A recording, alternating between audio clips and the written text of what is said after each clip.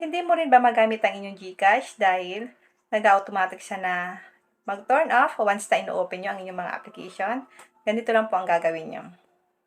Ganito rin ba ang lumalabas sa inyong GCash once na ino-open nyo ang inyong GCash? May nakalagay dito na, "Hello, our system detected that the device you are using has settings that are not secure."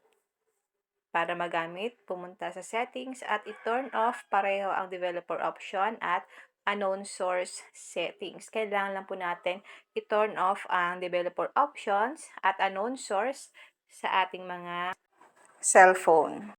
Punta lang tayo sa ating phone settings. Hindi nyo po kasi magagamit ang inyong GCash once na hindi talaga ito guys na naka-turn off. Ang gamit ko po ay Realme C11. Hanapin natin dito ang developer option.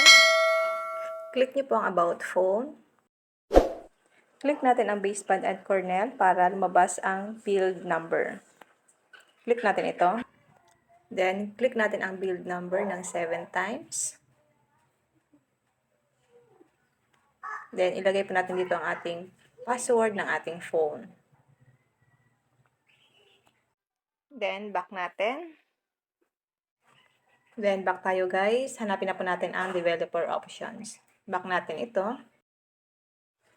Punta lang tayo sa ating additional settings. Then, click natin dito ang developer options. Ito po, turn off lang natin ang developer options para magamit po natin ang ating GCash. Ito po yung una. Hanapin nyo rin po ang unknown source. Kailangan po naka-turn off yun. Pwede nyo pong i-search dito sa my search engine ang unknown source once na hindi nyo po makita. I-type natin dito ang unknown source. Iba-iba po ang dashboard ng ating cellphone kasi magdedepende yan sa ating device. Kaya iba-iba po ang dashboard ng ating phone settings. I-turn off nyo lang po ang unknown source once na nag-open na sa inyo ang unknown source. Kung ang gamit nyo po ay Oppo, makikita nyo po ang unknown sources sa additional settings, then device and privacy at safety and privacy. Dito nyo po makikita ang inyong unknown sources sa inyong mga Oppo. I-turn off mo lang po yan para magamit nyo na po ang inyong GCash. Pwede nyo na pong i-open ang inyong GCash once na naka-turn off po itong dalawa, yung developer options, tsaka itong unknown sources.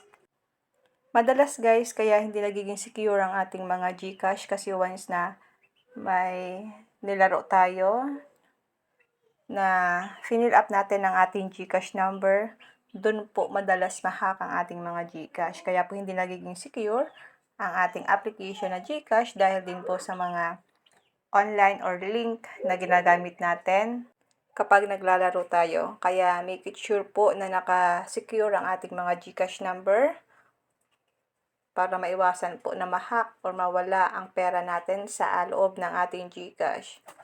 Yun lang guys, sana po may natutunan kayo sa aking video. Kung hindi ka pa sa akin naka-follow sa aking Facebook page, follow niyo po ako, Positive Mind, at sa aking YouTube channel, RK Willow, para lagi kang updated sa lahat ng tips at video tutorial na ina-upload ko. Mag-comment ka lang sa comment section kung may mga katanungan kayo.